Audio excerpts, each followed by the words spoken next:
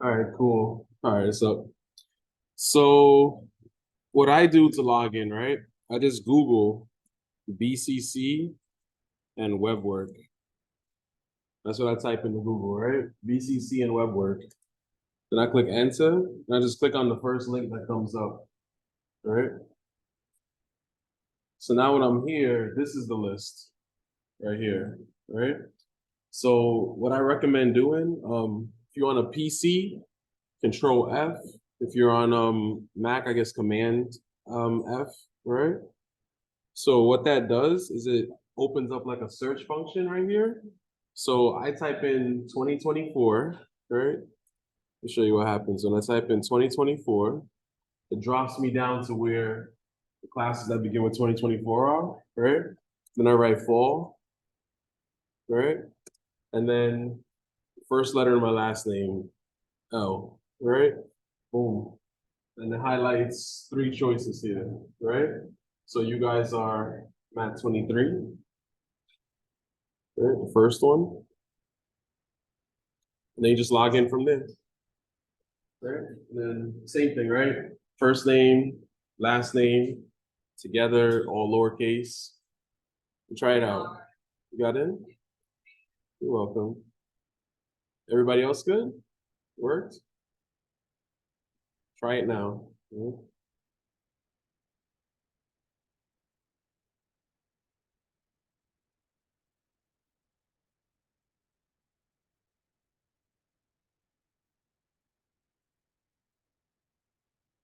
me know, let me know.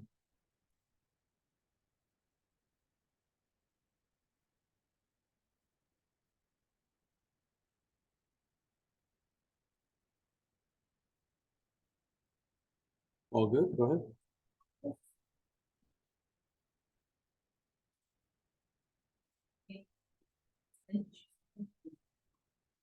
Last name? Oh, I got you. Let me fix that. Hold on one second.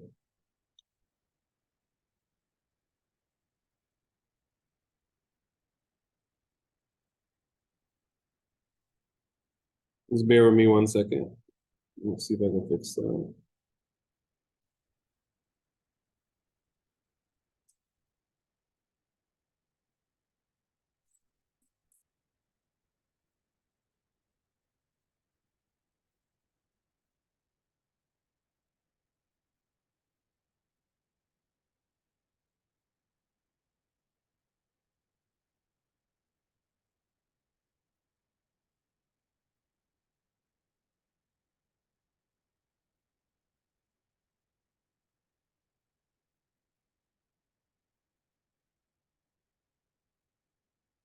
You're right. Sorry about that.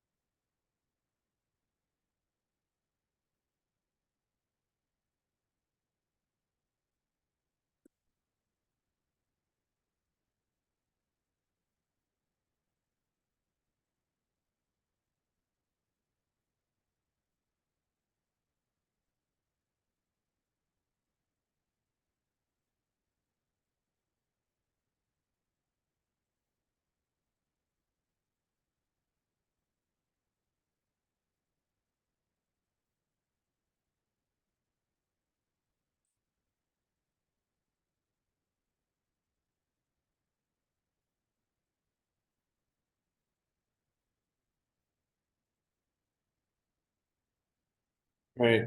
Sorry about that. That was my mistake. Everything should be good now, though.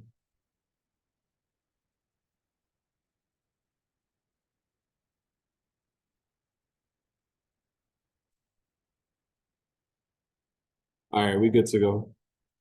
So let's run it back. Any questions that y'all have from previous weeks?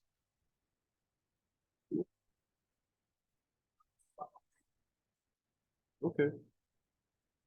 All right, so let's jump into today's lesson then.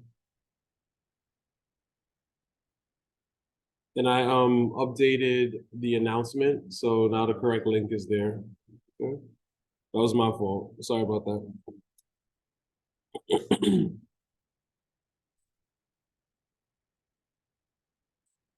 All right, so that's what we're getting into today.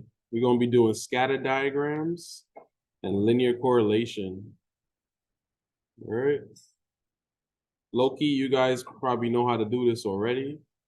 This is just probably gonna be some new vocabulary, like, oh, I know what's called that, kind of thing. All right.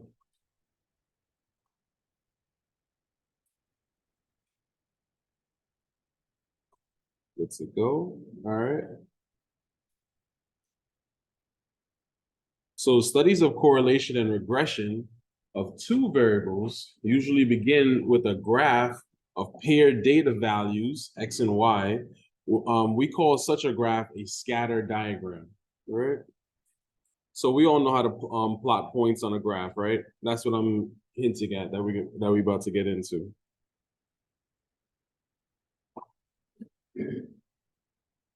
So I want to give y'all like a nice formal definition real quick.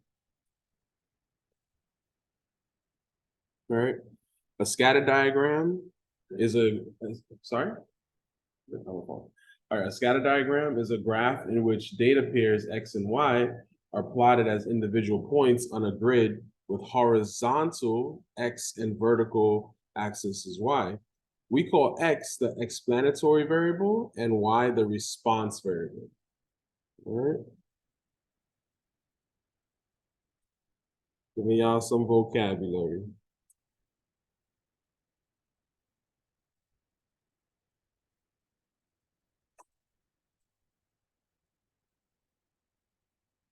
So by looking at a scatter diagram of data pairs, you can observe whether there seems to be a linear relationship between the X and the Y values. So that's what I want to understand, right? Whatever data sets that I'm comparing, is there a relationship between them, right? A linear relationship between them, right? Let me give you a little example real quick.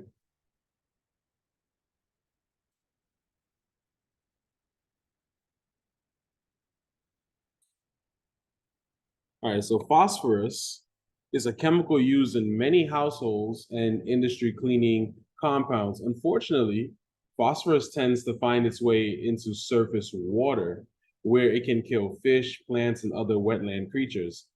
Phosphorus reduction programs are required by law and are monitored by the Environmental Protection Agency. All right. Sorry about that.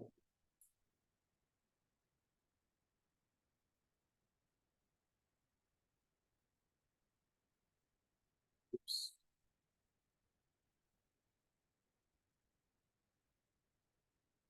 All right. So a random sample of 8 sites in a California wetland study gave the following information about phosphorus reduction in drainage water. In this study, X is a random variable, right, that represents phosphorus concentrations in 100 milligrams per liter at the inlet of a passive biotreatment facility, and Y is a random variable that represents total phosphorus concentration in 100 milligrams per liter at the outlet of the passive biotreatment facility, right? So they tested water as it comes in, water as it comes out, right? Is there phosphorus in the water? Long story short, right? So here goes your data values right here. Now we got two, right? We got X and Y. There you go. All right.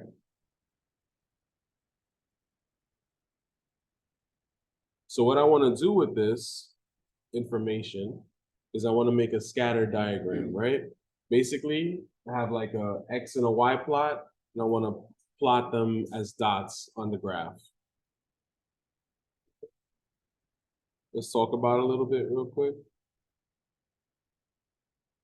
So we want to make a scatter diagram for these for this data, right? And then I have a figure that's done for us that shows the points corresponding to the given data pairs. These plotted points constitute the scatter diagram.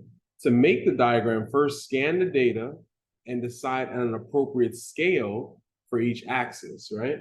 So what that means is I'm gonna look first at, let's say the X, for example.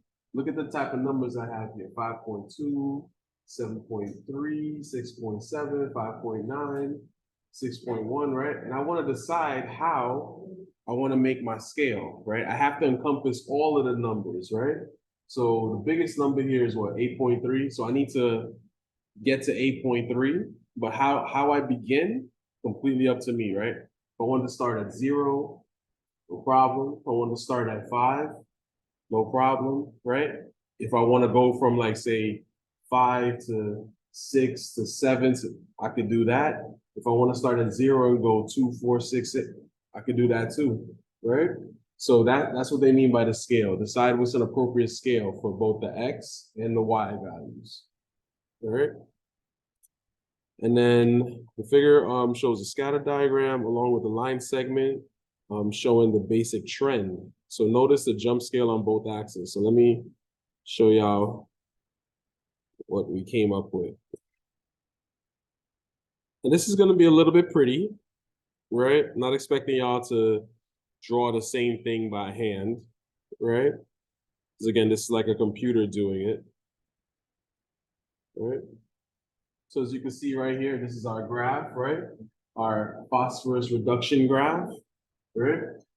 Over here, what this little squiggly line means, I'm skipping a couple of numbers. I'm not starting at the actual 0.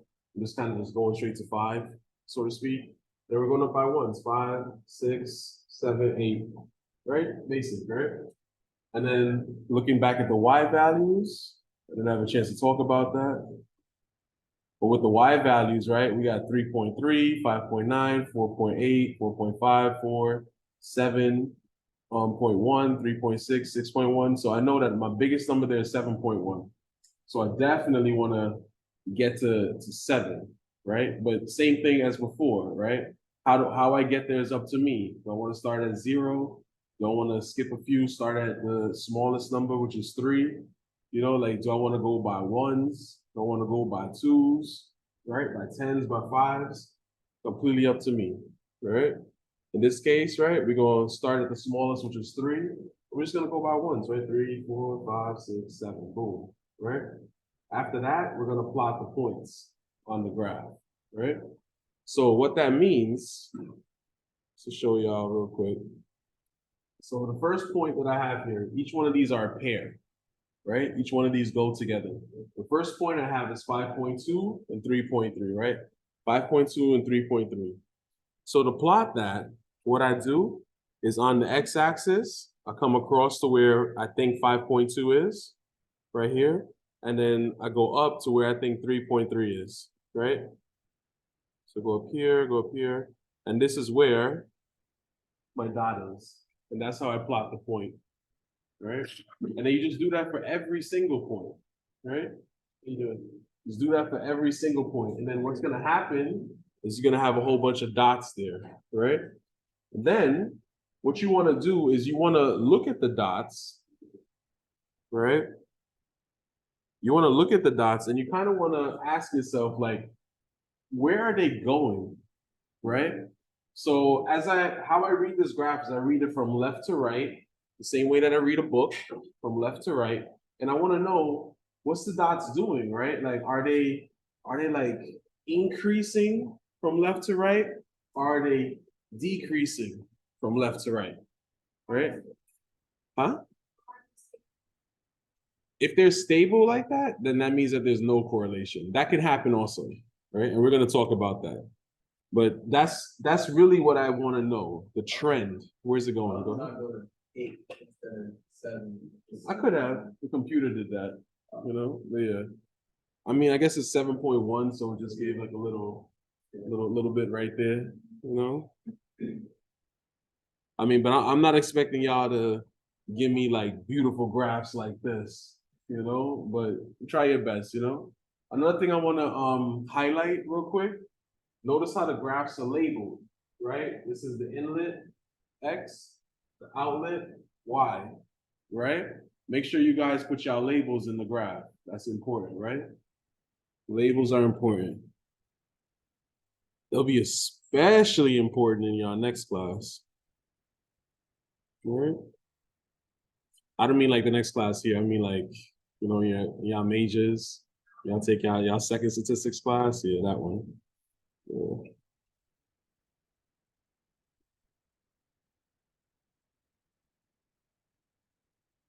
All right, so let's interpret this a little bit real quick. So interpretation. So comment on the relationship between the X and the Y shown in the figure, right? By inspecting the figure, we see that smaller values of X are associated with smaller values of Y, and larger values of X tend to be associated with larger values of Y, right? Roughly speaking, the general trend seems to be reasonably well represented by an upward sloping line segment as shown in the diagram, right? So they're talking about this line right here.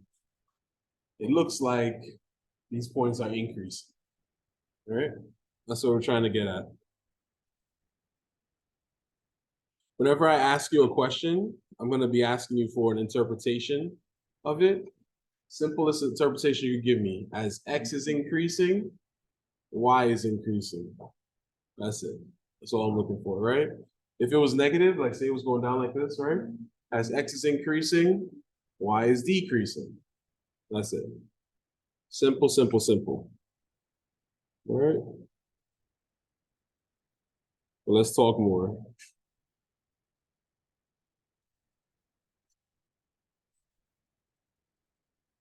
Let's talk about some other possibilities with this.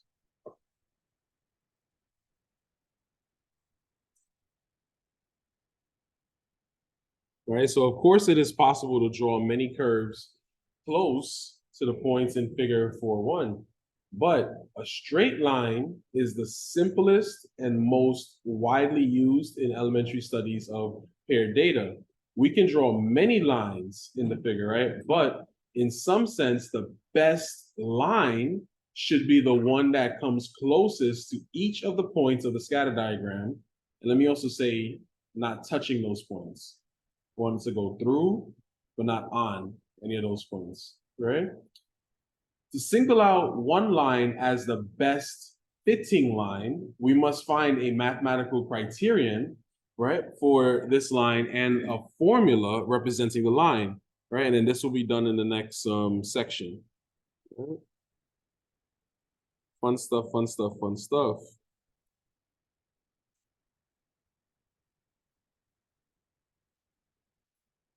All right.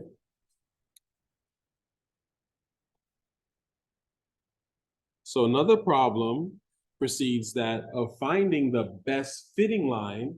That is the problem of determining how well the points of the scatter diagram are suited for fitting any line. Certainly, if the points are a very poor fit to any line, there is little use in trying to find the best line to fit it, right? So this is like what you're talking about with all of them being stable, right? When there's no correlation.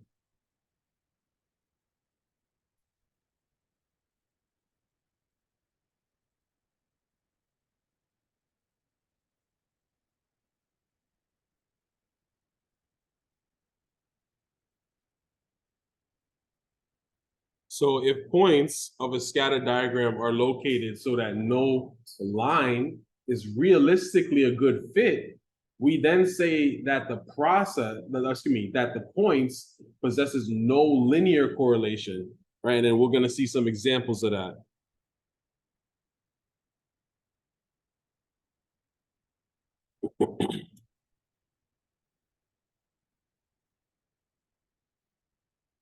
So let's say you have data that looks like this, right? Whoops, too big, too big. Let's say you have data that looks like this, right? Clearly, there's no line that I could use to tell you where the data is going, right? Whether it's like increasing or decreasing, right? So this is an example of no correlation, right?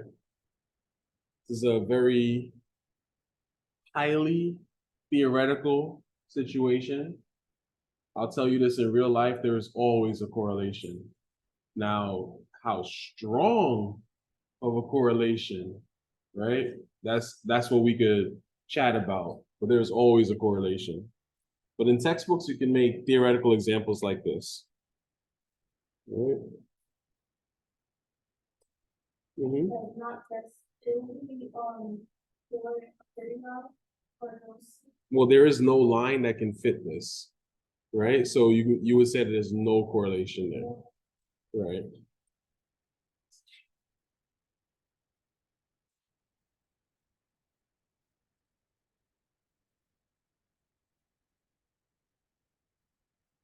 So if the points seem close to a straight line, we say the linear correlation is moderate to high, depending on how close the points lie to the line.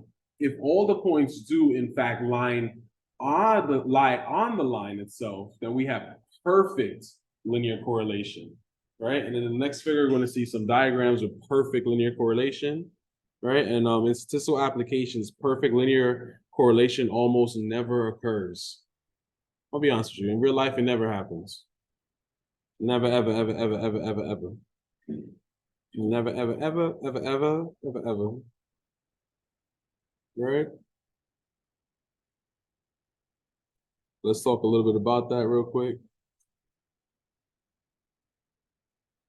So the variables X and Y are said to have positive correlation if low values of X are associated with low values of Y and high values of X are associated with high values of Y, right? And then the figure is going to show you, right? Some diagrams that look like that. On the other hand, if low values of X are associated with high values of Y, right? And high values of X are associated with low values of Y, the variables are said to have negatively correlated, right? So let me get to some pictures and show you what I'm talking about.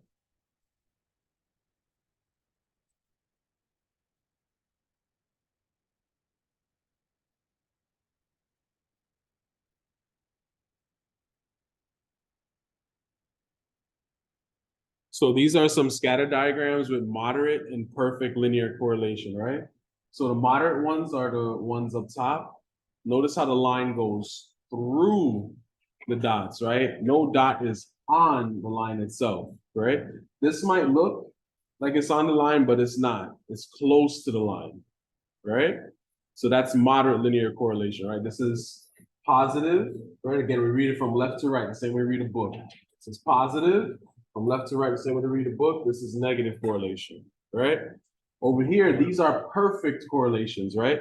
Perfect means that the dots are on the line itself, right? Never happens, but just to show you guys, right? This is perfect linear correlation. Perfect positive, perfect negative, all right?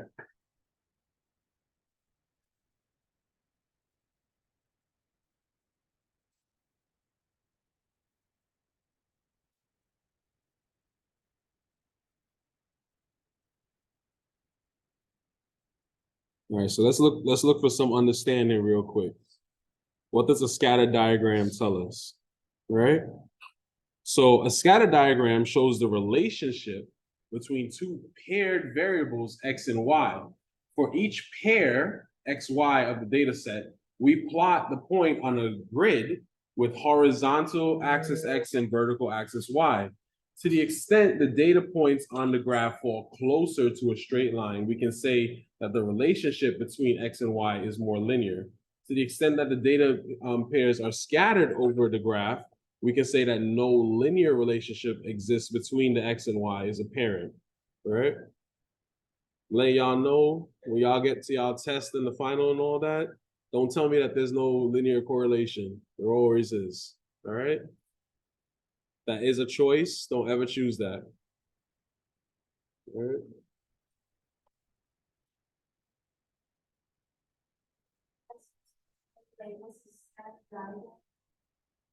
No.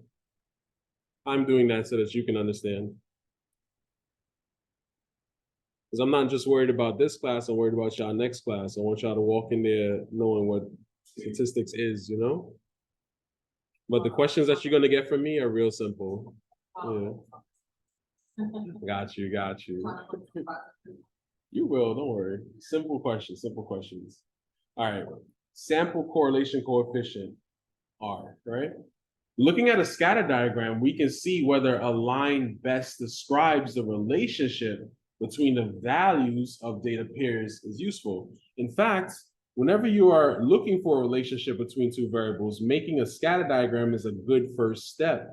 But there is a mathematical measurement that describes the strength of the linear association between two variables. This measure is a sample correlation coefficient R, right? The full name for R is Pearson's product moment correlation coefficient, right? Named another of Carl Pearson, yay, good for you, who created the formulating R. Right? Good man, good man, good man. Let's talk a little bit about it real quick. What is this R that Carl Pearson came up with? All right. So the sample correlation coefficient R is a numerical measurement that assesses the strength of a linear relationship between the two variables X and Y. R is a unitless measurement between -1 and 1, right? 1 being perfect, -1 being perfect as well, right? All right. In symbols, right? -1 less than or equal to R, less than or equal to 1, right? So if R is equal to 1, there is a perfect positive linear correlation. That'll never happen. If R is equal to -1, there is a perfect negative linear correlation. That'll never happen. If R is equal to 0, there is no linear correlation. That too will never happen. The closer R is to 1 or -1, the better the line describes the relationship between the two variables of X and Y. That will happen, right? So you're always going to have R in some type of a range, right? It's going to be close to 1, close to -1, or close to 0, but it will never be perfect. Never, ever, ever, ever, ever. All right? Especially not in real life.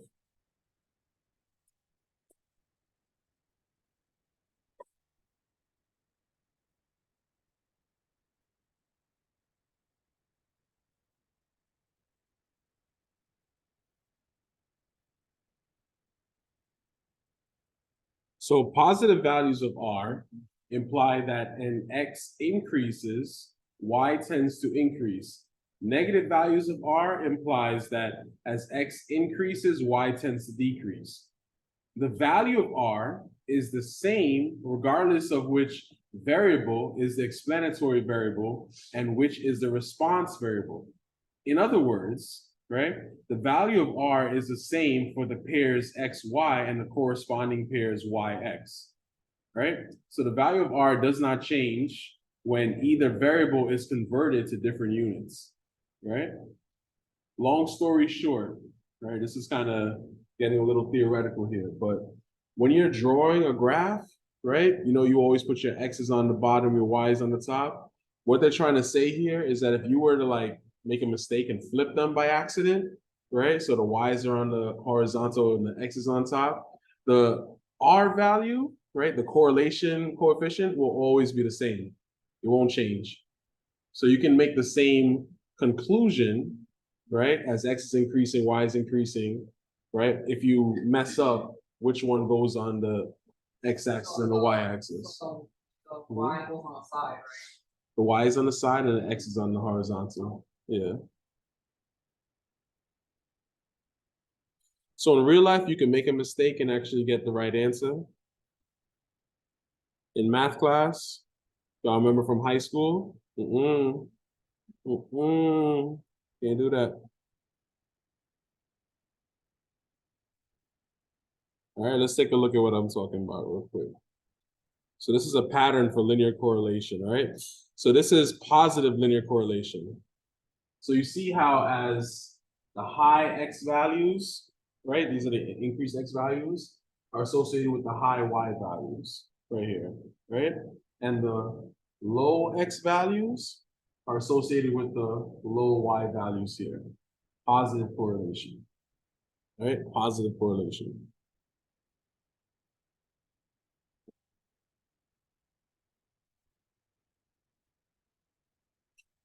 Let me show y'all negative real quick.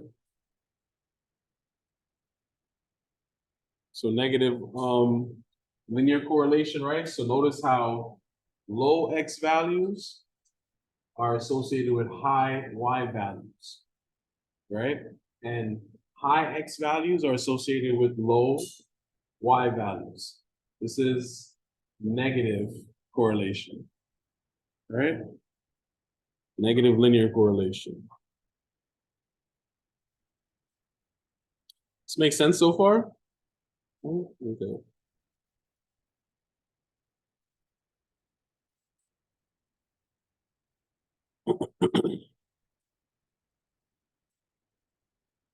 Now this graph here has little to no linear correlation, right? And I'm telling you that in real life, there's a correlation going on here, right? It's about looking at it as like a cluster, right? Are more dots going this way or are more dots going that way, right? So this is something that you will more likely see in real life.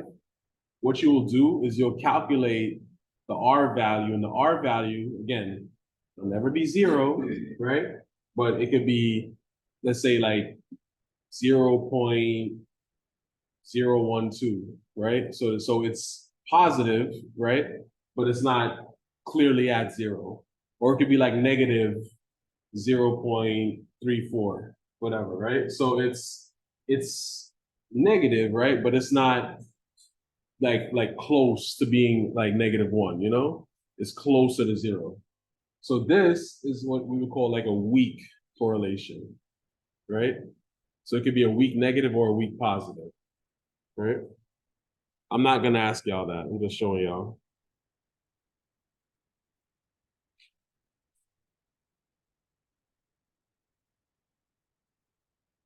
However, I keep talking about R, right? But let's figure out like how do we get R? Let's take a look.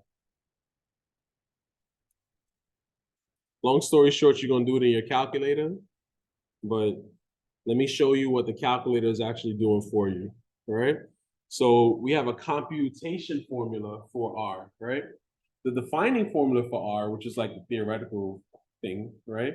Shows how the mean and standard deviation for each variable in the data pair enter into the formation of R. However, the defining formula is technically difficult to work with because of all the subtractions and the products. A computation formula for R uses the raw data values of X and Y directly. So that's what we're going to talk about. All right. If any of you decide to switch y'all major to statistics, y'all will learn what the defining formula is. All right.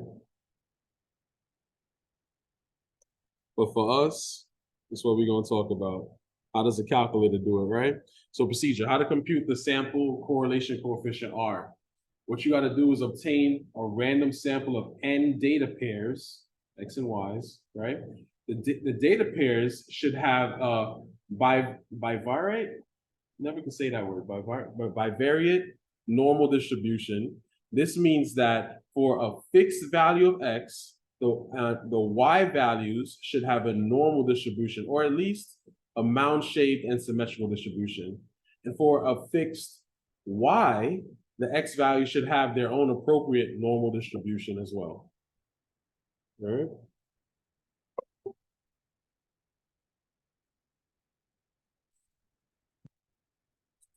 Down. That sounds better. Let's take a look. This formula is on your formula sheet that you guys have.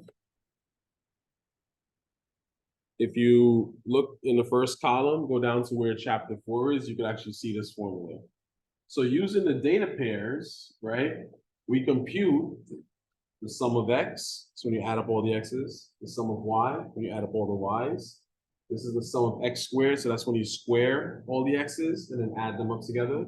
The sum of y squared, that's when you square all the y's, add them up together. And then this is new, right? This is the sum of x times y, right? So this is when you take the x and the y, you multiply them together, and then you just add them up at the end, right? So with n equals your sample size, right? Which again is at the top of your formula sheet, and is your sample size. We have the sum of x, sum of y, sum of x squared, sum of y squared, and the sum of x times y, right? You are ready to compute the sample correlation coefficient R using the computation formula. This is your computation formula, again, on your formula sheet, right? So let's go through it real quick. The numerator is going to be n, your sample size, times the sum of x times y, minus the sum of x times the sum of y, divided by the square root of n times the sum of x squared minus the sum of x and then square that answer, times the square root of n times the square root, times the sum of y squared minus the sum of y, and then you square that answer, right? And these two are being multiplied to one another, right? So be careful the notation. Sum of x squared means the first square x and then calculate the sum, right? Whereas the sum of x squared means first sum x values and then square the results, right? Just give me y'all a little taste of this. This can all be done in your calculator, by the way, which is what I expect y'all to use to do this. But if you guys want to have some fun and plug it in and figure it out, go right ahead. Go ahead. Where is it? It's in chapter 4. That's it.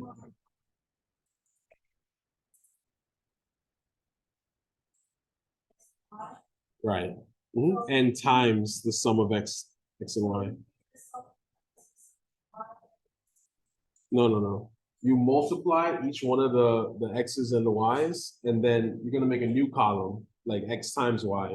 Then you're gonna add up that column. That's what that number is. Yeah, we're gonna look at an example though.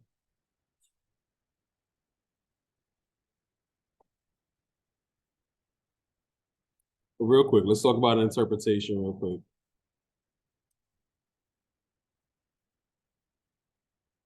So it can be shown mathematically that R is always a number between +1 and -1, or -1 less than or equal to R, which is less than or equal to 1, right? And then table 4.2 is going to give us a quick summary of some basic facts about R, right? So for most applications, you will use a calculator or a computer software to compute R directly. However, to build some familiarity with the structure of the sample correlation coefficient, it is useful to do some calculations for yourself. So example 2 is going to show you how to do this, all right? So we're going to go through an example right now.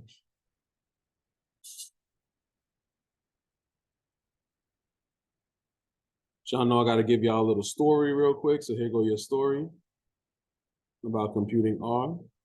Right. So sand driven by wind creates large, beautiful dunes at the Great Sand Dunes National Park, Colorado. Of course, the same natural forces also create large dunes in the Great Sahara and the Arabi. I don't know if I'm saying that right. Is there a linear correlation between wind velocity and sand drift rate, right? Let x be a random variable representing the wind velocity in 10 centimeters per second, and let y be a random variable representing the drift rate of sand in 100, forgetting what the G means, something meters per centimeter per second. Forgetting the G, my fault. Which one is it? It could be. Gigameter per centimeter per second. That makes sense because that's a large unit. That's a large unit. That makes sense. All right. A test site at the Great Sand Dunes National Park gave the following information about X and Y. All right. So let me show y'all the data real quick.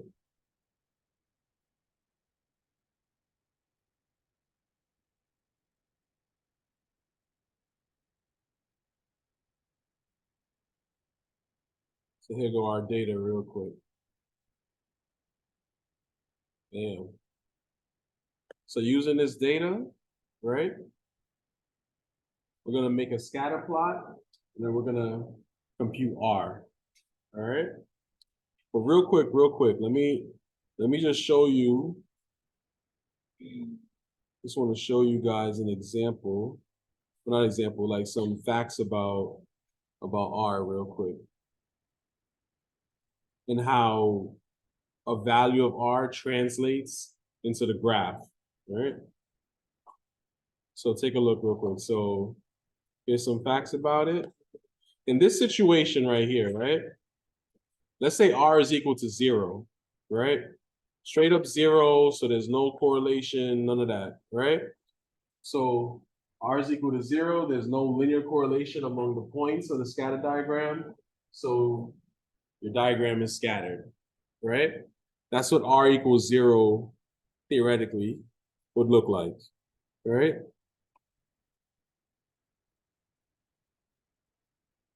Theoretically speaking, let's say we had R is equal to 1 or -1, right? Make that go there.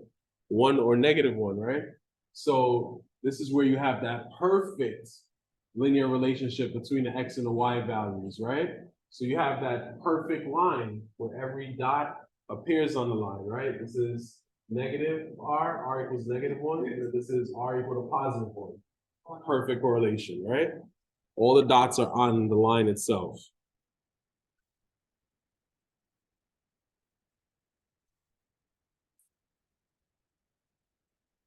And then here's what we're gonna really be dealing with.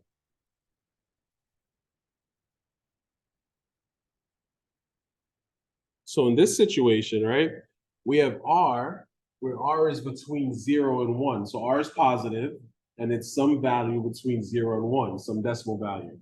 The X and the Y values have a positive correlation, so they're increasing, right? By this, we mean that large X values are associated with large Y values and small X values associated with small Y values, right? So as we go from left to right, the least square line goes up, right?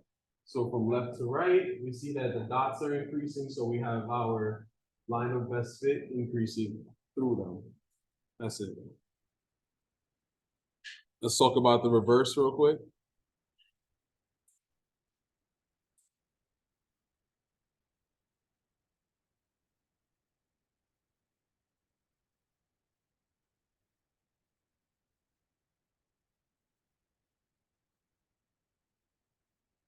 Go ahead. Mm-hmm. A positive linear correlation. It's not a negative. No.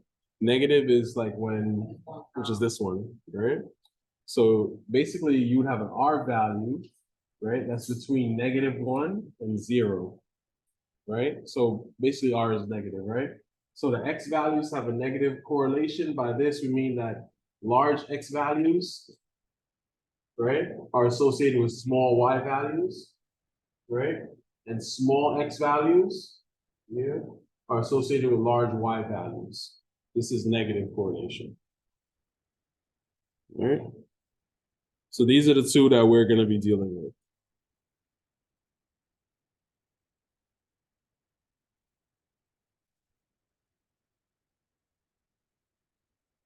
Anyway, back to our data.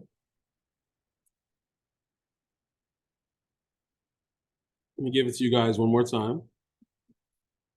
There you go.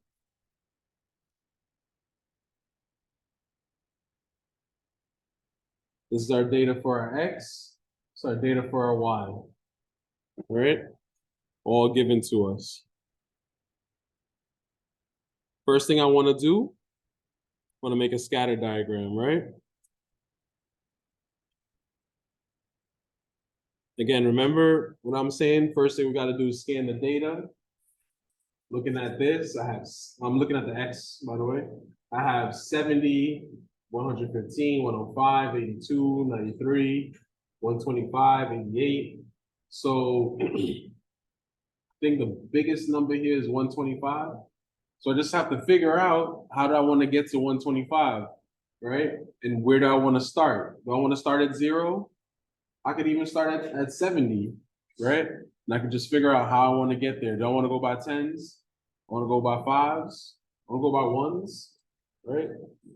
All up to you, whatever you want to do. Looking at the Y's now, right? I got 3, 45, 21, 7, 16, 62, 12. So I think the largest number there is 62, right? Smallest number there is 3, right? So I want to encompass all of that data. So how do I want to do this? Do I want to start at 0? I want to go by 1s. I want to go by 2s. I want to go by 5s, by 10s. Completely up to y'all, right? I'm going to try doing this one real quick. Then I'm going to show you how the computer gets it. Computer is going to be way nicer, of course. You know, way, way nicer. All right, so we make our axis like so. This is my X, this is my Y, right? So I'm looking at the X's, right? Smallest number there is 70. So I feel like starting off at 70. You know, I'm trying to get to 125, right? So I'm just gonna skip a few. And I'm gonna start off, sorry about that. We'll pop up. I'm gonna start off at 70, right? Trying to get to 125. I feel like going by 10s. I feel like going by 10s. So 80, 90,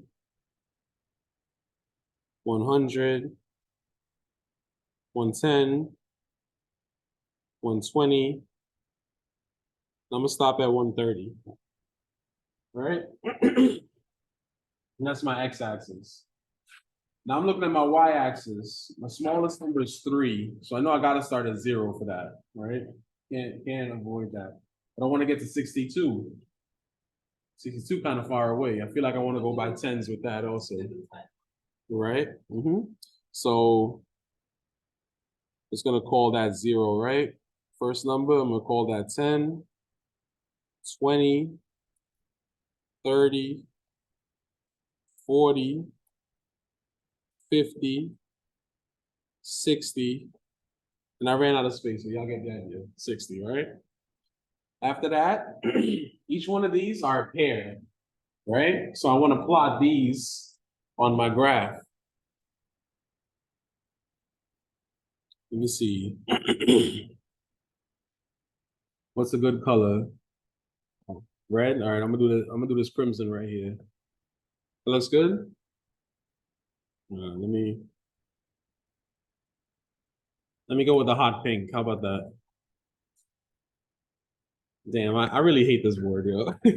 It's a projector. A projector's not strong. That's what that is. How's orange looking? All right, let's go with that. All right. So my first number here, right?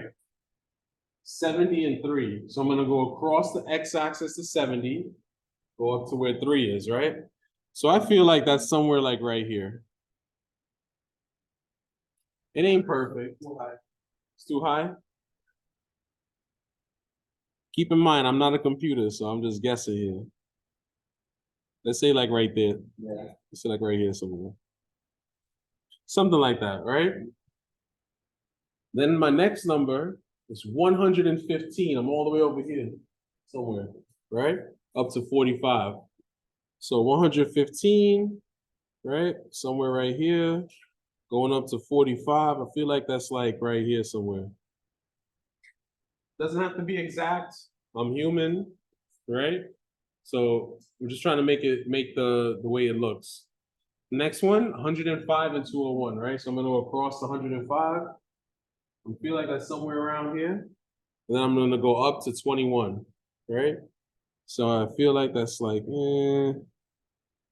I'll make that move like right here, right? Next, we got 82 and 7. So I feel like 82 is somewhere here. So just a little bit higher than that. Boom. 93 and 16. Go across. I feel like 93 is between 90 and 100. 16 is between the 10 and the 20. So just guessing, right? I got 125 and 62 now. So going across 125, going up to 62. That's my high point. Shouldn't even be on my graph. Last number, 88 and 12, right? So I'm going to come across to 88. That's in between the 80 and the 90. Go up to 12. I feel like 12 is a little bit higher than 10, so something like that, right? There goes my graph, right? Now, now that I have this graph right here, right? Tell me, what kind of line do you think would go through this? A positive line or a negative line? Okay. Positive line, right? Yeah, let me try this one, right? So a positive line. Again, this is not gonna actually touch any of the points, it's just gonna go through it. So I'm thinking something like this, right? So, question that I'm gonna ask you, right? As well, what is the interpretation of this? As X is increasing, what is the Y doing? Increasing, right? So that'll be your answer right here, right? You would say that there's a positive correlation.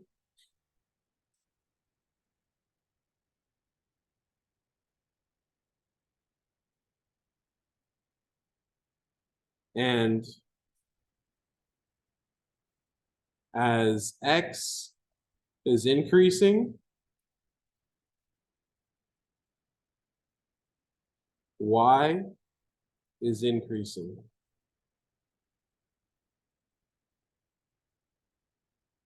On your test, this is what I'm going to ask you. That's it. All right. But of course, we'll try to understand more for your next class and all of that. So let's get back to what the book is going to do. All right. This is what the computer will give you. Something real nice and fancy.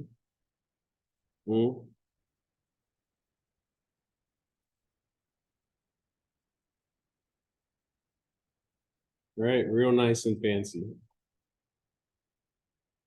So wind velocity, right, is 10 centimeters per second, and drift rate of sand is 100 gigameters, right, you said?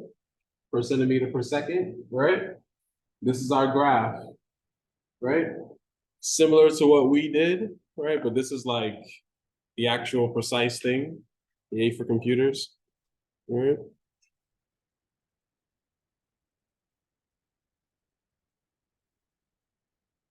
Now, let's talk about getting R, right? We know that R is going to be positive, right? Because we suspect that it has a increasing slope, right? So let me show you the table that we got to write out for R, right? We're going to talk about it.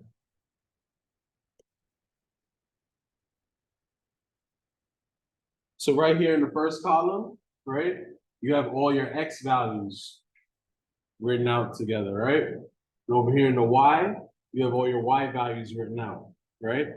Don't switch them, right? Remember, these are pairs, right? Each one of these go together, just like on our table above, right? They're pairs, so keep them like, side by side, right? In this column over here, we have our X squared. So what does that mean? That means I'm going to take all my X values here and I'm going to square them. So 70 squared, or 70 to the second power, 4,900.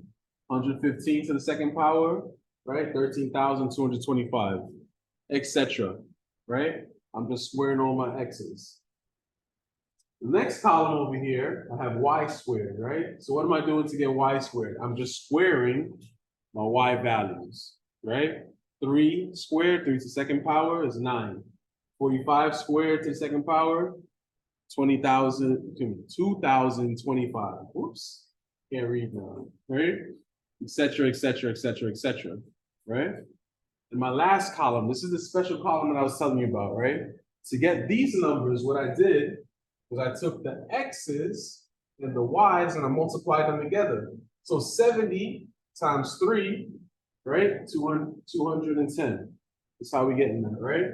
115 times 45, 5,175, right? So in this column, I'm just multiplying the x and the y's together to get this column here. At the bottom of every column, add them up, right? Sum of x, 678. I'm just adding these numbers here, that's all, right? Sum of y, right? I'm just adding up all the y values, 166. Sum of x squared is adding up all the x squares, adding up all the y squares right here, adding up all the x times y's. Boom. And that's how I get the numbers. Go ahead. Oh, no, that's what you have to figure out. Yeah. But I'm just showing you for our example right here, you know? But it's light though. This is done for you.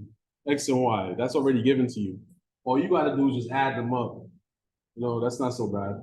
Here you're just squaring it, right? So you know on your calculators you have that square button. Just type in the first number, 70, square, enter, 4,900, boom. You know, 115, square, enter, 13,225, etc. Right? This column, you're just multiplying them together. 70 times 3, 210, boom. You know, so on and so forth. Questions on this though? Does it make sense? Right? It's just a really long table. But what I'm interested in is these bottom sums right here, right? Because the bottom sums is what I can use to find R.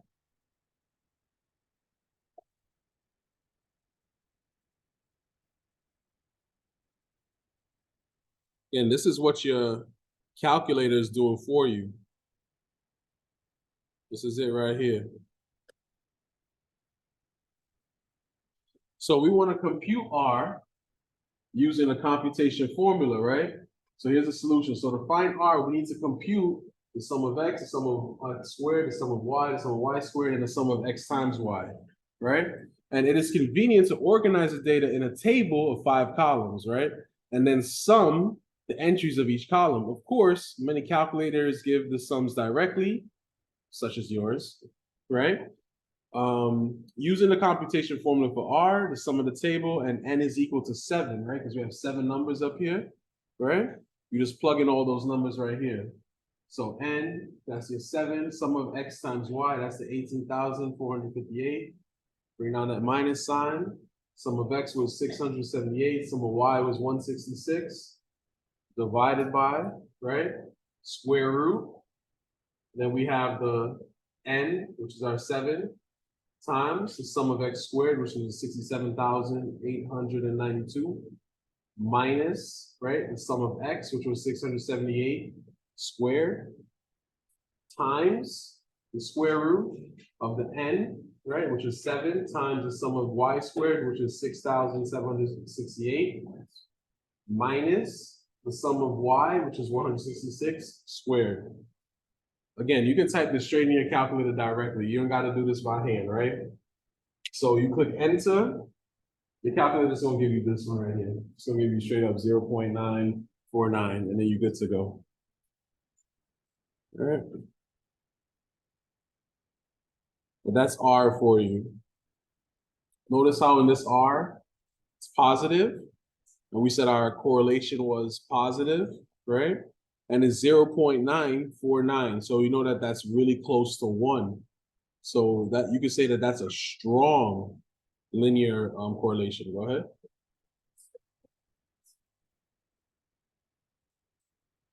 Say it again. What's that?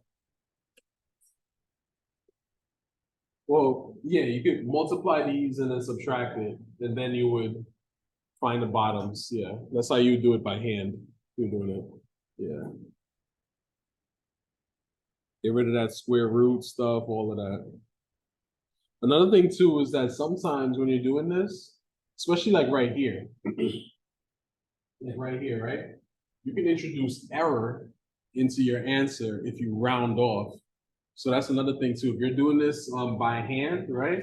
You don't want to round these off. You want that big number with the 9 decimal places and all of that, right? That's what you want to multiply and get out for here.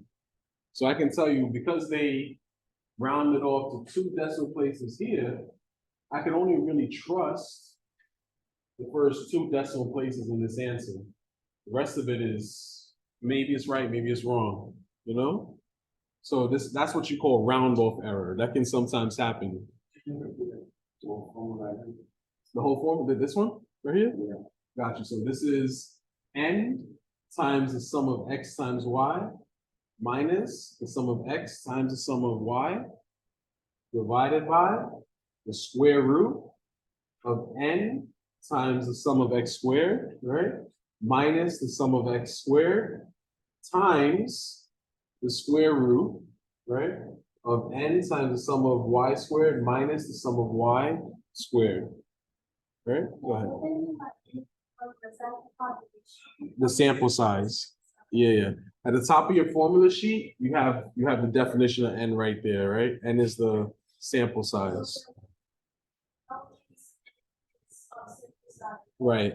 And then capital N is population size, but we're not dealing with that. All right. So that's that.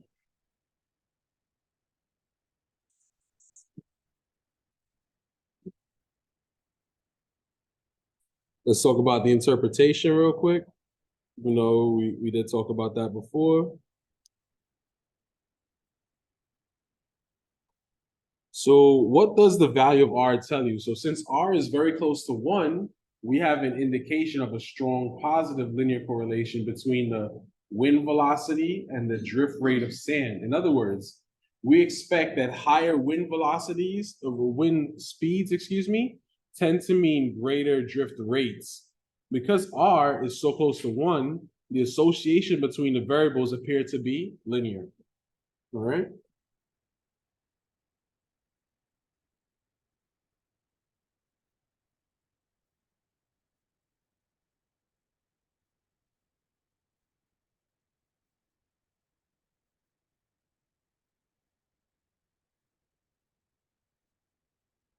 So because it is quite a task to compute R for even 7 data pairs, the use of columns as in example 2 is extremely helpful.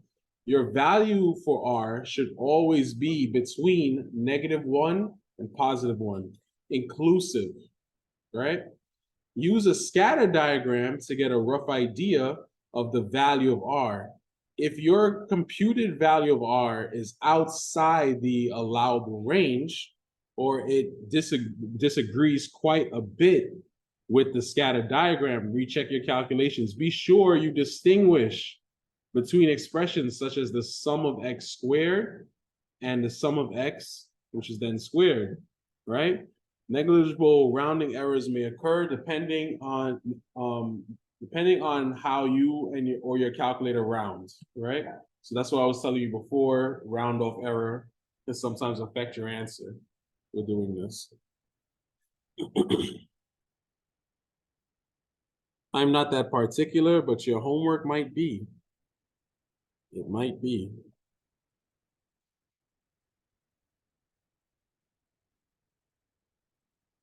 So what does correlation coefficient R tell us, right?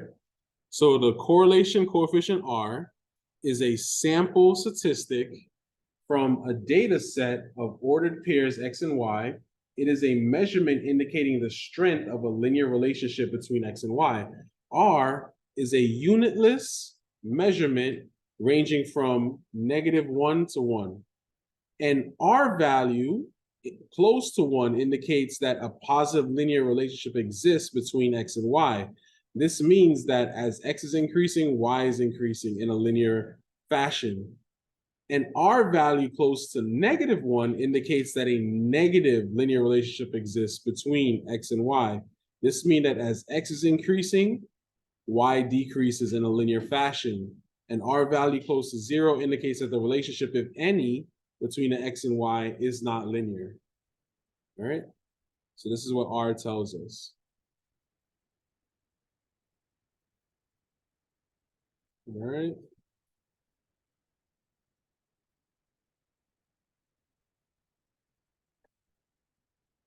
Let's talk about some concerns that we might have that I want to make y'all aware of. All right. So the correlation coefficient can be thought of as a measure of how well a linear model fits the data points on a scatter diagram. The closer R is to +1 or -1, the better a line fits the data. Values of R close to 0 indicate a poor fit of it to any line.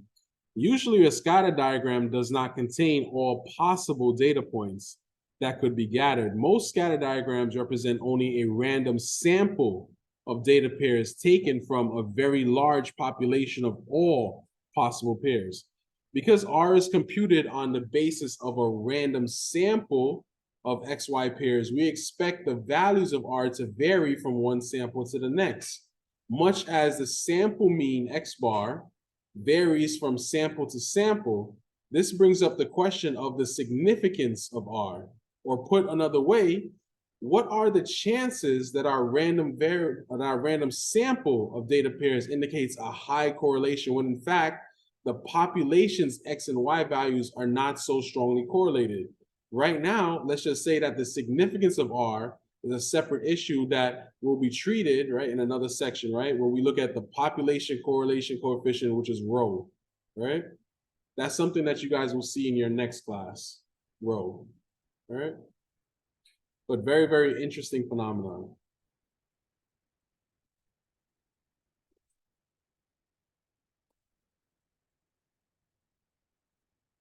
I just want to bring back the definitions real quick. So R is a sample correlation coefficient computed from a random sample of XY data pairs.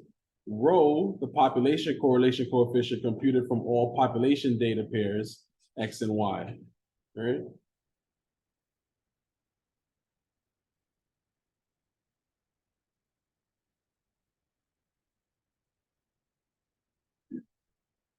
It's going through some concerns that we might have. All right. So there is a less formal way to address the significance of R using a table of critical values or cutoff values based on the R distribution and the number of data pairs, right? So there's a problem at the end of the section that's going to discuss that. The value of the sample correlation coefficient R and the strength of the linear relationship between the variables is computed based on the sample data. The situation may change for measurements larger than or smaller than the data values included in the sample. For instance, for infants, there may be a high positive correlation between the age in months and the weight. However, that correlation might not apply when we extrapolate the results to people ages 20 to 30 years old, right? The correlation coefficient is a mathematical tool for measuring the strength of a linear relationship between two variables. As such, it makes no implication that cause or effect. The fact that two variables tend to increase or decrease together does not mean that a change in one is causing a change in the other. A strong correlation between X and Y is sometimes due to other, right, either known or unknown variables. Such variables are called lurking variables, right? So what this is trying to say, right? Correlation is not causation, right? So just because a baby is 6 months old doesn't mean that it has to weigh, I don't know, 3 pounds, whatever, right? Just making it up, right? Correlation is not causation. And sometimes for fun, you'll see people come up with a lot of correlations, and they'll even say like, yeah, because of this, this other thing is happening, but it doesn't necessarily mean it, you know? One example off the top of my head, which again means nothing, right? So if the temperature is warm outside, right? More people who are on boats tend to be robbed by pirates, right? If you look at the data, it correlates with that, but doesn't mean anything, you know?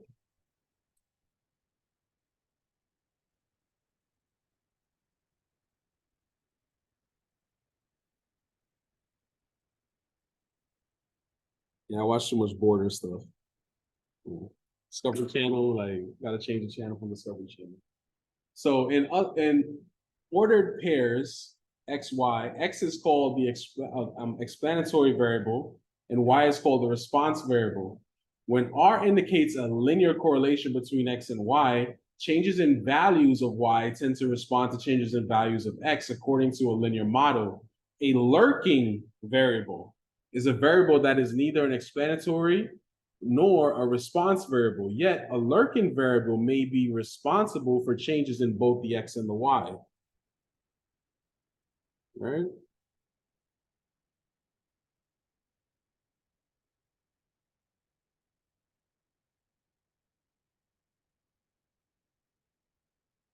So addressing some concerns real quick. So causation and lurking variables. Over a period of years, the population of a certain town increased. It was observed that during this period of correlation between X and the number of people attending church and Y, the number of people in the city jail, was R is equal to 0.9. So that's a strong correlation. Does going to church cause people to go to jail? Is there a lurking variable that might cause both variables X and Y to increase, right? Again, that's what we're talking about, nonsense, right?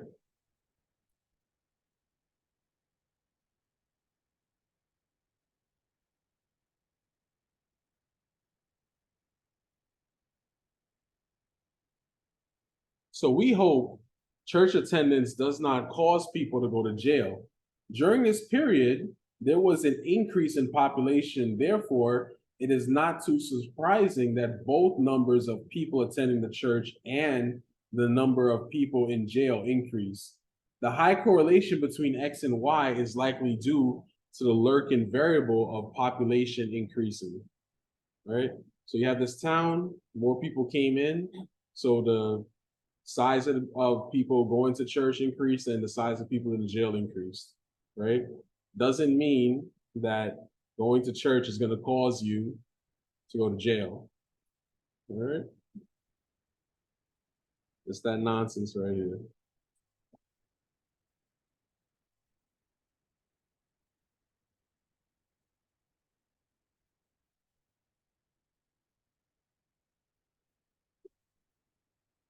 So the correlation between two variables consisting of averages is usually higher than the correlation between two variables representing corresponding raw data. One reason is that the use of averages reduces the variation that exists between individual, 1 second, measurements. There you go. Measurements. So a high correlation based on two variables consisting of averages does not necessarily imply a high correlation between two variables consisting of individual measurements, right? Which you'll see in an example, right? So that's it for this topic. So everything that we covered from this topic up, that's going to be on your first test, right? That was how before, right? Yes. So Yeah. 1 to 4. Right. Mhm. Next week. Yeah. All right.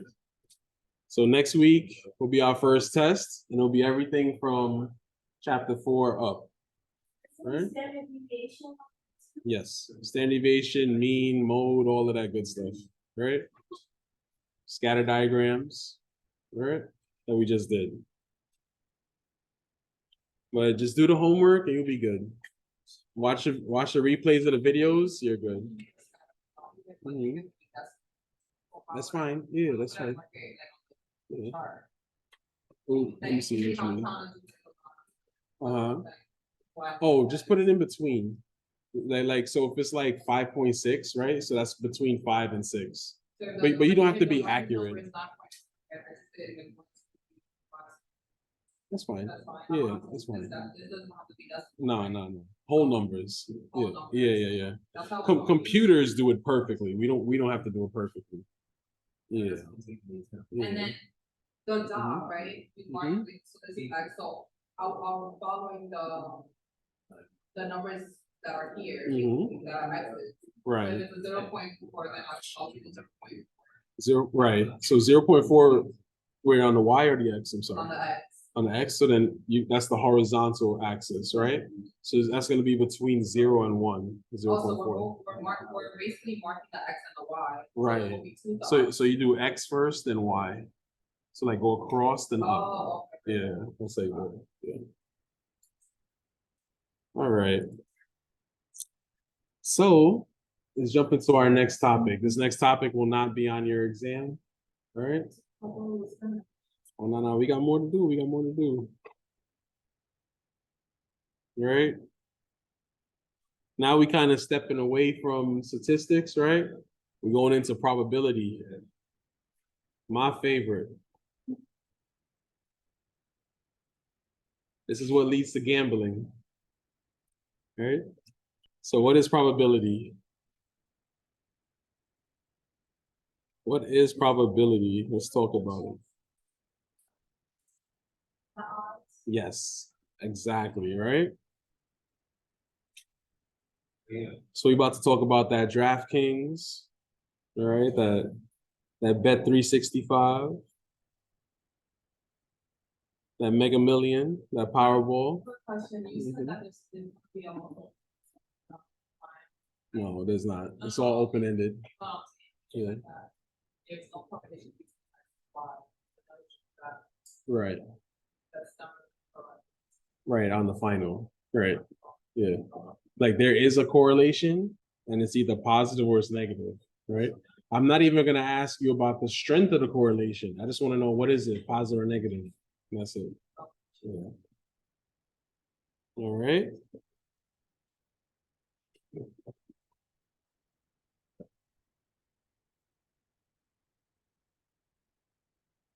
So we encounter statements given in terms of probability all the time. An excited sports announcer claims that Sheila has a 90% chance of breaking the world record in the upcoming 100-yard dash. Henry figures that if he guesses on a true false question, the probability of getting it right is 1/2. That's true. The Right to Health lobby claims that the probability is 0.4 of getting an erroneous, excuse me, sorry about that, report from a medical laboratory at a low-cost health center. It is consequently lobbying for a federal agency to license and monitor all medical laboratories, right? When we use probability in a statement, we're using a number between 0 and 1 to indicate the likelihood of an event occurring, right? So this is where the gambling comes in. What's the chance of me winning this bet? Chances between 0 and 1. All right? 1 being winning, 0 being like, dang, I lost the bet. All right? So probability, right here, is a numerical measure between 0 and 1 that describes the likelihood that an event will occur. Probabilities closer to 1 indicate that the event is more likely to occur. That's a bet that you should take, right? Probabilities closer to 0 indicate the event is less likely to occur. That's a bet that you shouldn't do, right?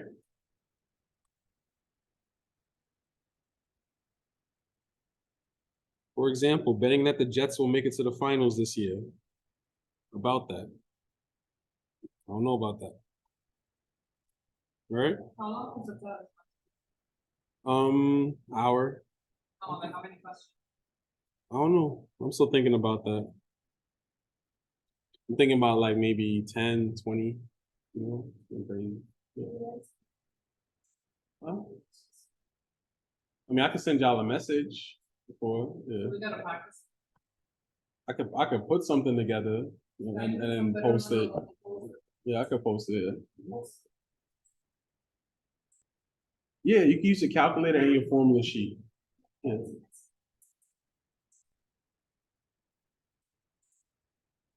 Oh, like how many topics are gonna be there? It's gonna be a few. I'll tell you later. I'll tell you later. Like I'll post like a all right, I'll post a practice and then you can see. So we can have like more like Yeah. an insight. I got you. I got you. And you can pass class. You're gonna pass, don't worry. It's simple. Yeah. There'll be open-ended questions. Yeah. But it'll be simpler, more simpler than your homework, to be honest. Yeah. All right, so look, P of A, read as P of A, denotes the probability of event A. If P of A is equal to 1, the event A is certain to occur. If P of A is equal to 0, event A is certain not to occur. That's it. All right.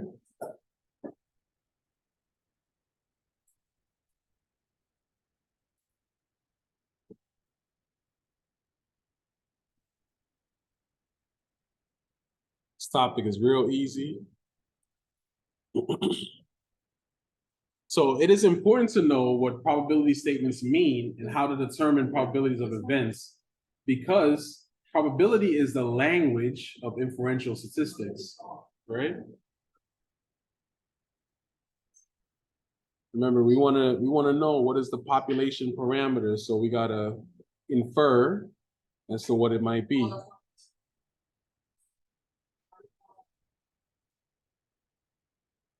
Oops. So probability assignments, right?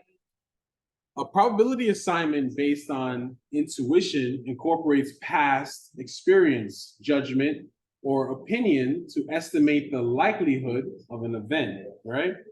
A probability assignment based on relative frequency uses the formula probability of event is equal to relative frequency divided by n, which is your sample size, right? Where f is the frequency of the event occurring and the sample of n is the observation. 3, a probability assignment based on equally likely outcomes uses the formula probability of event is equal to the number of outcomes favorable to the event divided by the total number of outcomes, right? So that's our assignments for probability. Even though there's 3 different ones here, low-key, it's like the same formula again. Number of successes divided by the total.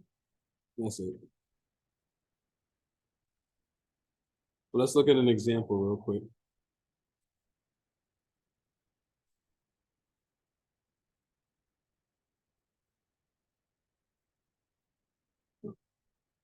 So probability assignment. Consider each of the following events and determine how the probability is assigned. A sports announcer claims that Sheila has a 90% chance of breaking the world record in the 100-meter dash, right? So the solution, it is likely the sports announcer used information based on Sheila's past performance to make that judgment, right? We see Donald Trump do this all the time, right? Yeah. Or something, I don't know. He using something. I don't know if it's the past, but he using something.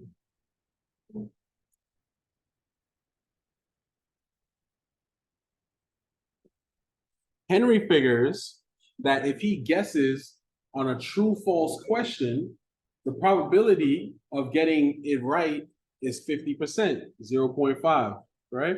Solution, in this case, there are 2 possible outcomes. Henry's answer is either correct or incorrect. So since Henry is guessing, we assume the outcomes are equally likely. there are n equals 2 equally likely outcomes and only one is correct. So by the formula, the probability of getting the correct answer is the number of favorable outcomes, which is 1, divided by the total number of outcomes, which is 2. So 1 divided by 2, 0.5, right?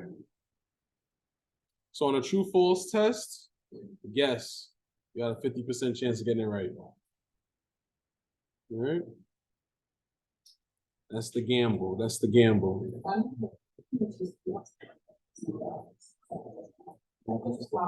Yeah.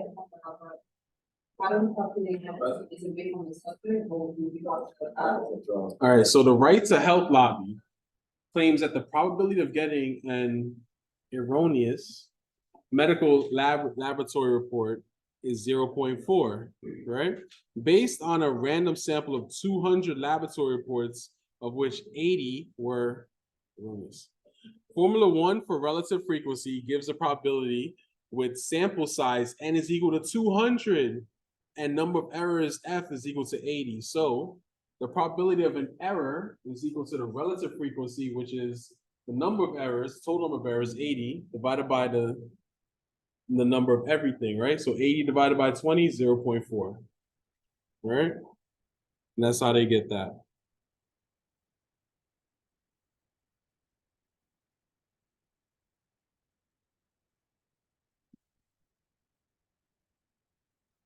Let's talk about expressing. So a lot of vocabulary here. Expressing probability results. So the probability of an event A is a number between 0 and 1. There are several ways to write the numerical value of the probability of A, right? You write it as a reduced fraction, right? That's my favorite, by the way, right? In decimal form, rounding to 2 or 3 digits after the decimal is appropriate for most applications. As a percent, I'm somewhat on the percent one, right? And as a unreduced fraction, this is my number one favorite, unreduced fraction, right? This representation displays the number of distinct outcomes of the sample space in the denominator and the number of distinct outcomes favorable to the event A in the numerator, right? So if anybody gives me D, love y'all. That's my favorite. Don't really like reducing, don't really like decimals, right? I understand if you have to reduce.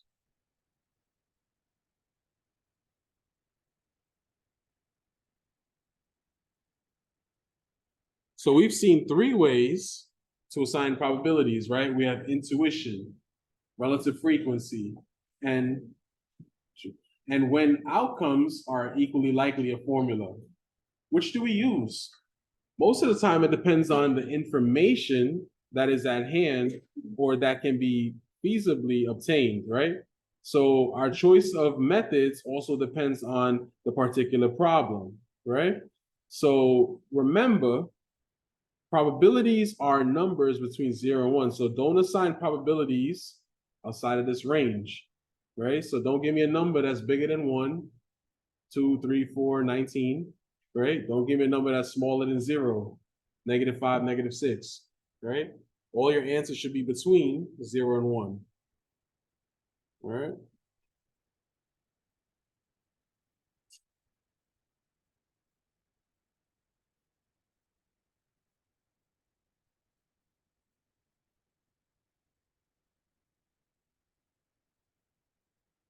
The technique of using the relative frequency of an event as the probability of that event is a common way of assigning probabilities that will be used a great deal in later chapters. The underlying assumption we make is that if events occurred a certain percentage of times in the past, they will occur about the same percentage of times in the future. In fact, this assumption can be strengthened to a very general statement called the law of large numbers, right? Law of large numbers. This is gambling at its finest right here.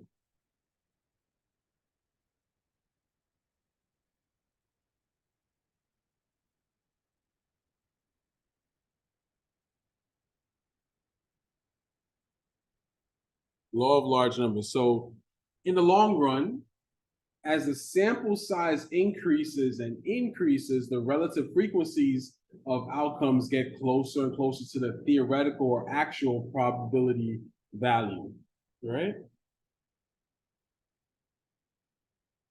So that's the law of large numbers in a nutshell.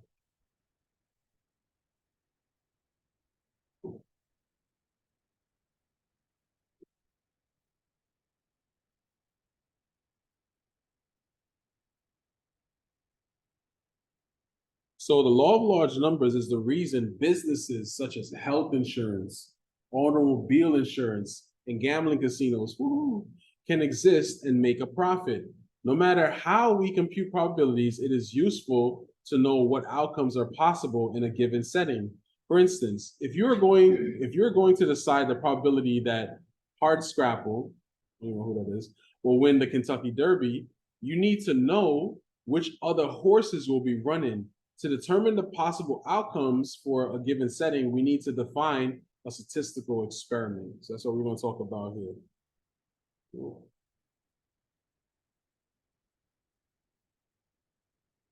Good stuff, good stuff, good stuff.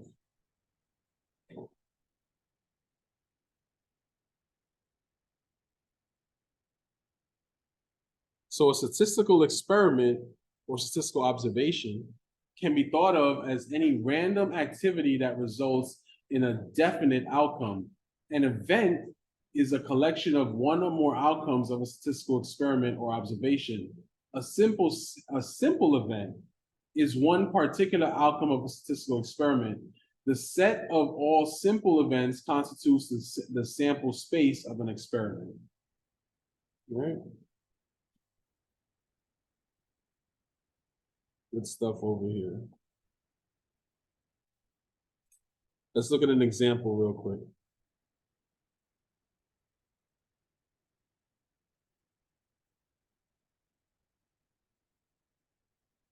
All right. Going into biology, look at this. So human eye color is controlled by a single pair of genes, one from the father, one from the mother, called a genotype. Brown eye color, capital B, is dominant over blue eye color, which we'll just call L, right? Therefore, the genotype, capital B, lowercase l, consisting of one brown gene B and one blue gene L, the brown gene dominates. So a person with a capital B, lowercase l genotype has brown eyes, right? I don't know if you guys remember this from biology in high school and stuff, little Punnett square and all that. Fun things, you know?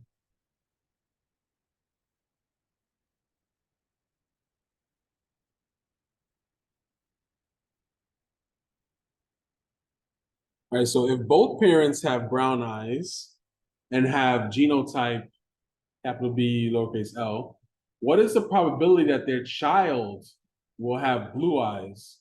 And what is the probability that the child will have brown eyes, right? Let's talk about that.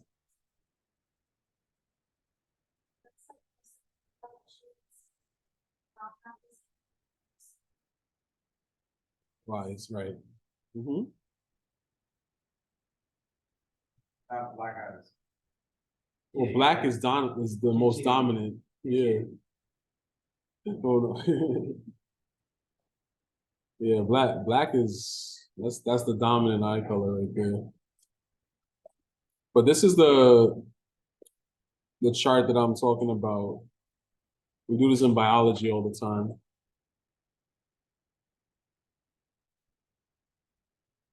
So to answer this question, we need to look at the sample space of all the possible eye color genotypes for the child, right? So here's your table, right? You have eye color genotypes for the child. So you have the father, which has a dominant brown and a recessive blue. You have the mother, who has a dominant brown, recessive blue, right? And we look at how they cross, right? So B and B, this child will have super brown eyes, right? We have the recessive blue and the brown hair. This child will have brown eyes, but will be a carrier of the blue eye gene. So they can probably have kids that might have blue eyes, right? This child here, this child will have brown eyes, right? But will be a carrier of the blue eye gene. So they could probably have kids with blue eyes as well. And then this child is just super blessed, right? They just straight up blue eyes right there. Right? So that's how that works.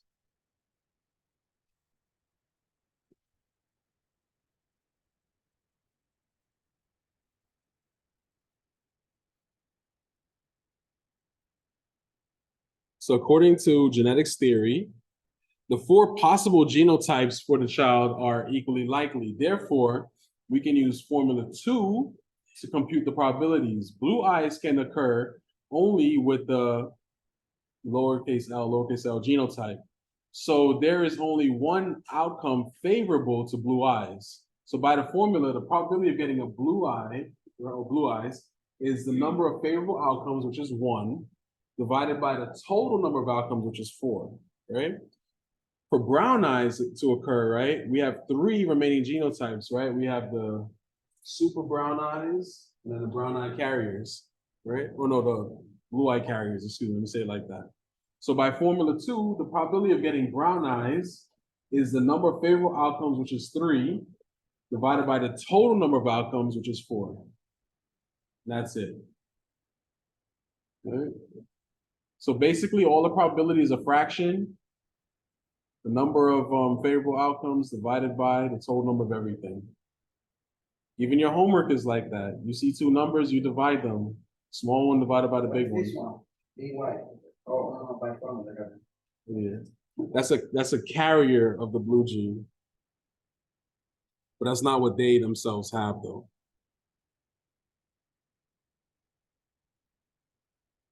Genetics is fun. You guys ever want to switch your majors to biology? Well, this is what you'll do. So there's another important point about probability assignments of simple events. The sum of the probabilities of all simple events in a sample space must equal 1.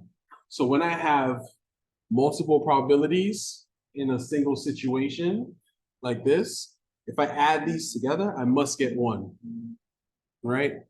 The whole sample space must equal 1. So that's really important to remember.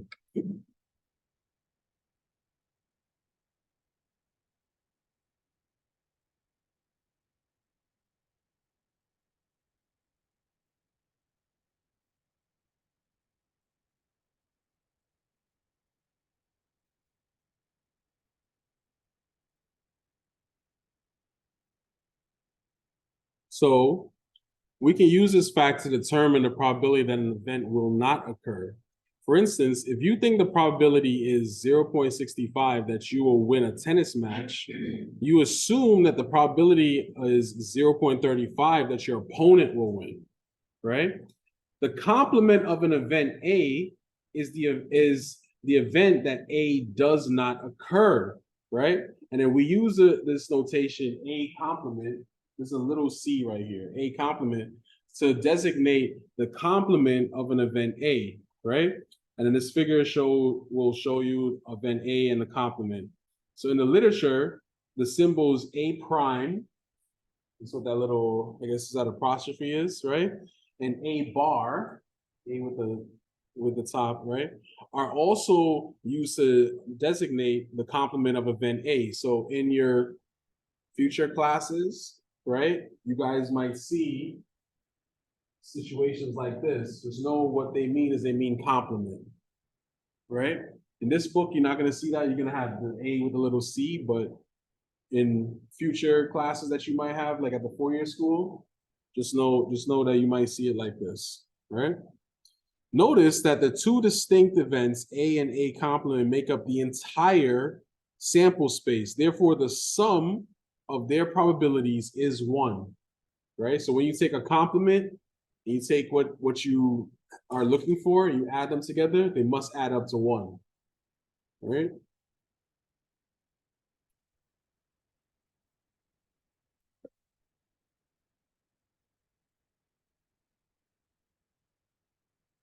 So a little differently. The complement of event A is the event that A does not occur. A complement designates the complement of event A. Furthermore, the probability of event A plus the probability of A complement is equal to 1, right? This is on your formula sheet. If you look at chapter 5, you'll see this formula right there, right?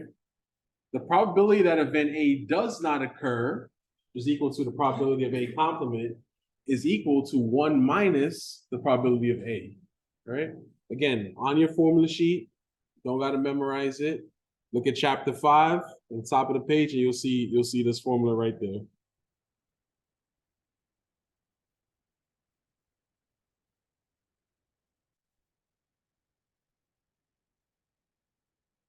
Just to drive this all home for us real quick, let's look at an example.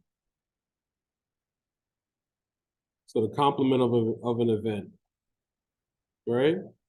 The probability that a college student who has not received a flu shot, right? That sounds really familiar, will get the flu is 0.45. What is the probability that a college student will not get the flu if the student has not had the flu shot? Right? So I'm asking you, what is the complement of that? Let's take a look. Let's take a look.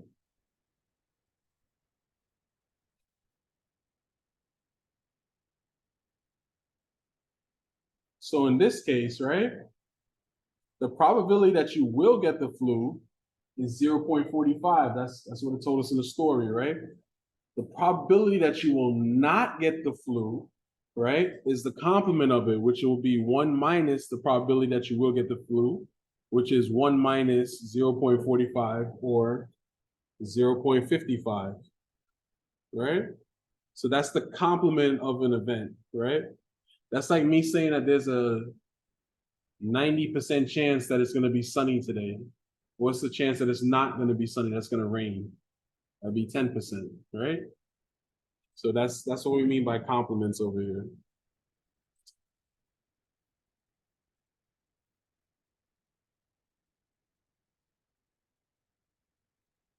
Just want to give you guys a little visual real quick. This is what's called a Venn diagram.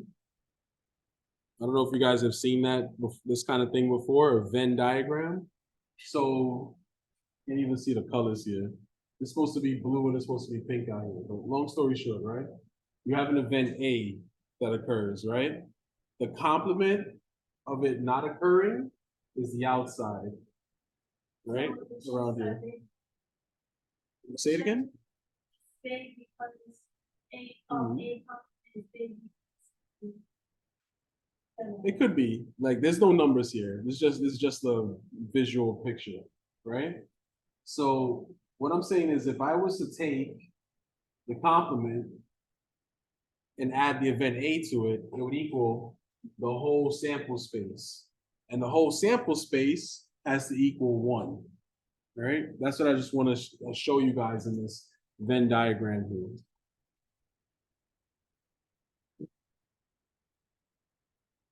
I don't know if it helps, yay. If it doesn't help, then just use the words. All right. Just want to kind of summarize things a little bit real quick. So let's summarize some important facts about probability.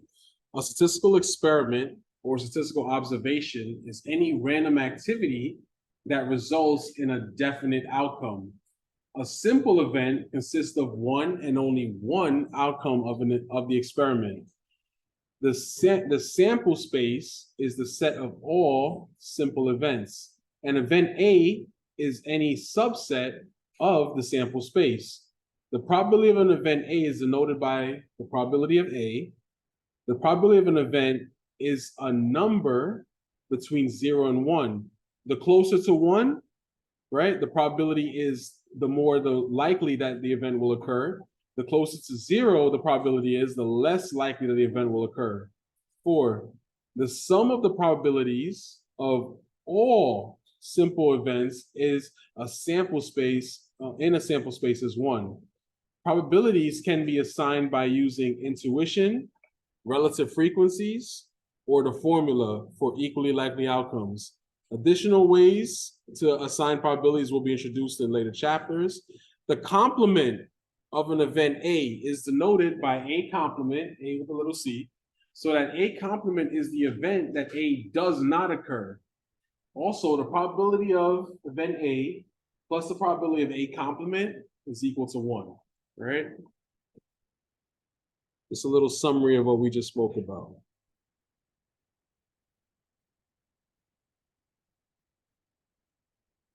Let's talk about how to interpret it real quick.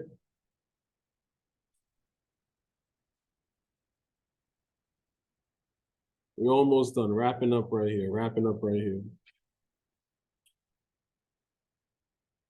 Interpreting probabilities. So as stressed in item 3 in the summary about probabilities, the closer the probability is to 1, the more likely the event is to occur. The closer the probability is to 0, the less likely the event is to occur. However, just because the probability of an event is very high is not a certainty that the event will occur. Likewise, even though the probability of an event is very low, the event might still occur, right? So what we're talking about here is basically you have some situations where it's probable, right? But not like, let's say, possible, right? I don't know if you guys ever heard those terms before, right? So I say those all the time, right? Like it's possible that something could happen, but it's not probable. It's possible you could win the Mega Millions tonight. It's not probable. You know what I'm saying? All right.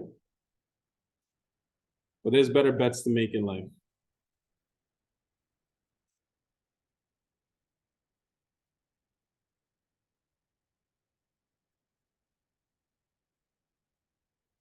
So events with low probability but big consequences are of special concern. Such events are sometimes referred to as black swan events, as discussed in very popular book, The Black Swan, right? In his varied careers, Taleb has been a stock trader, author, and professor at the University of Massachusetts. His special interests are mathematical problems of luck, uncertainty, probability, and general knowledge. In his book, The Black Swan, Taleb discussed the impact of highly improbable, right? If an event has a little impact, bearing, or meaning on a person's life and a very low probability, then C, it seems reasonable to ignore the event, right? So if there's a small chance of something happening, right, then it's reasonable to ignore it. So I'm telling you, there's a small chance that you'll win the Mega Million. So it's okay if you don't play and you ignore it, right?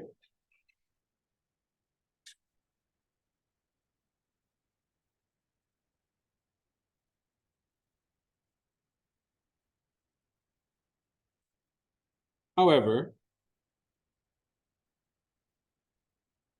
make that a little bit bigger.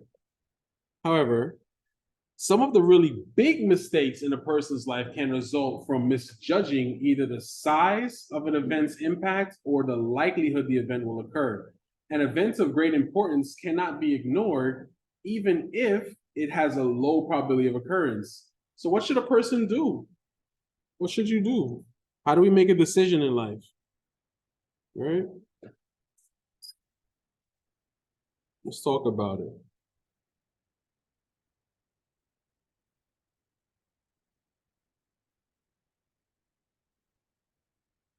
So Taleb described himself as a hyper skeptic when others are gullible, and gullible when others are skeptical.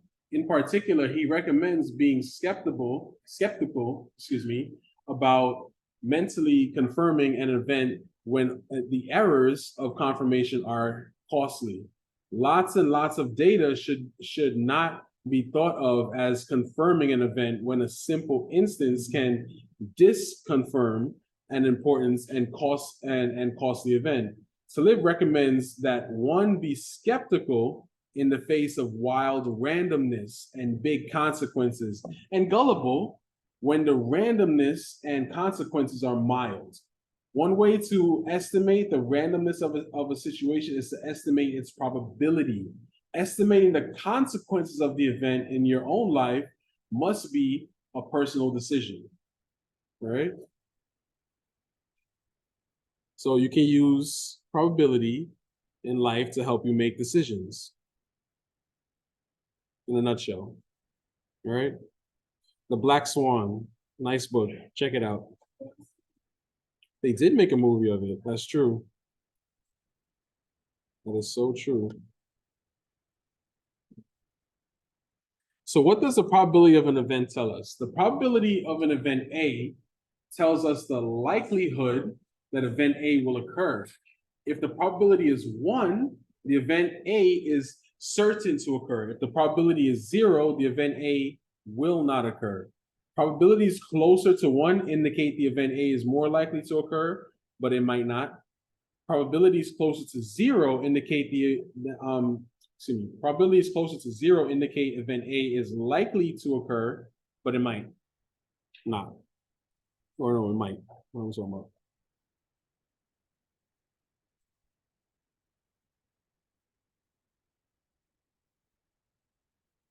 Looking at these interpretations, boom.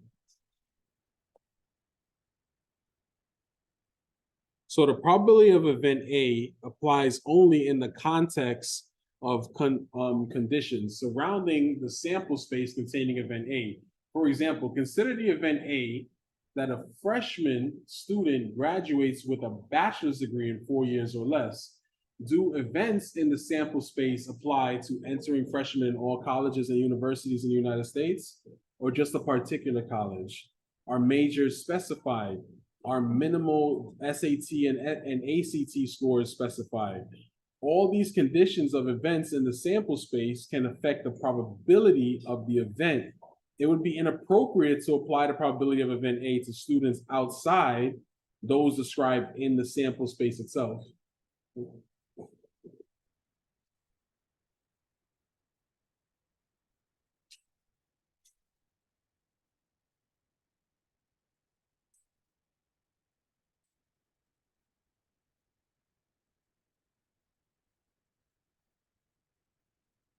If we know the probability of event A, then we can easily compute the probability of event not A in the context of the same sample space. So the probability of not A is equal to the probability is equal to 1 minus the probability of A.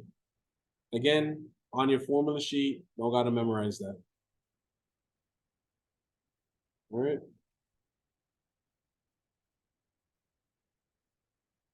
And we almost there. We almost there.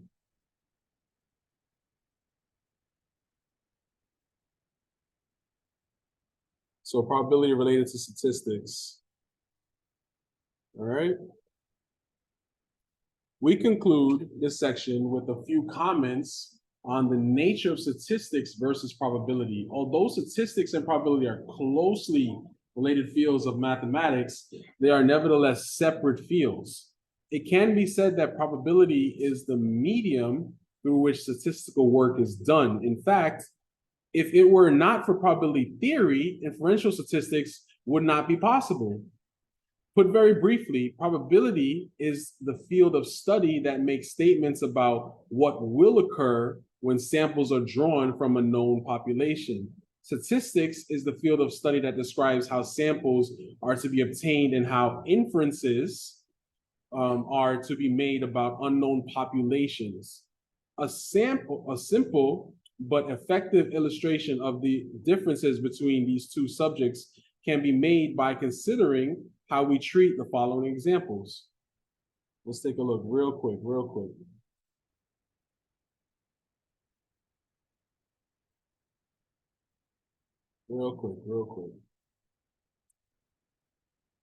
So we have an example of a probability application right here. Condition.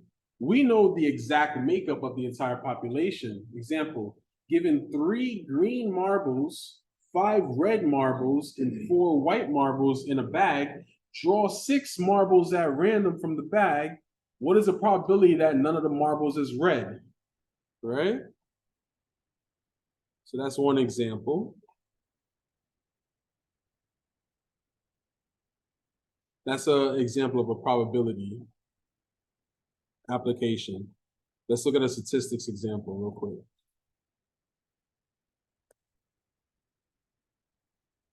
So condition.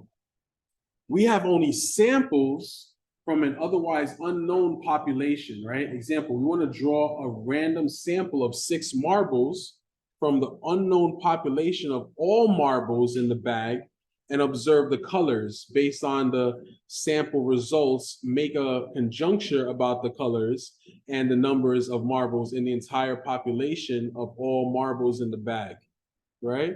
So for a probability application, we know the population. But for a statistical application, we don't know the population. We want to make a guess as to what the population might be. That's inferential statistics right there, which is what you will all be doing in your major when you get to the next school. Right?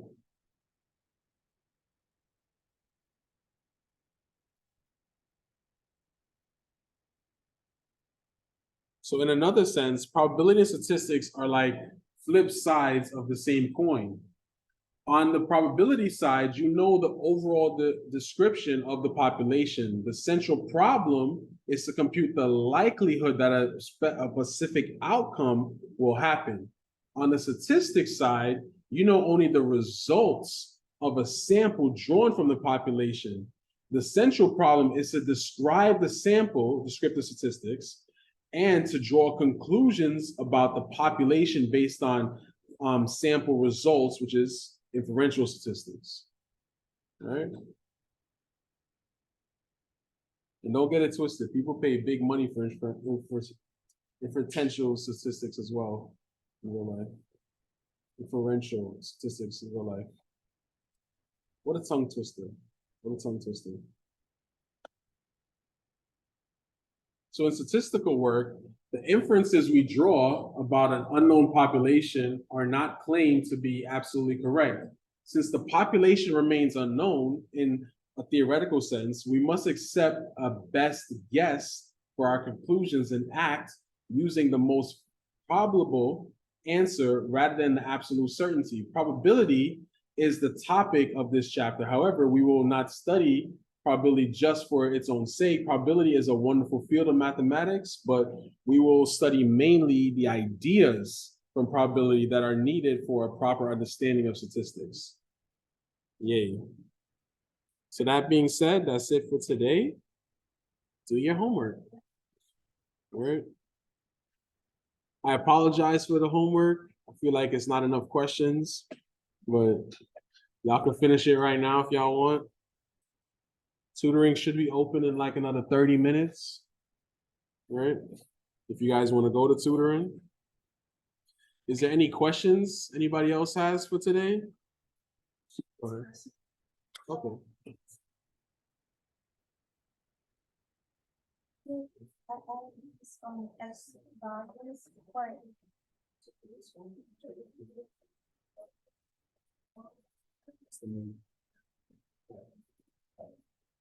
All right, so can I take this down? Are we good? Good? All right, thank you. Hey, hold on 1 second.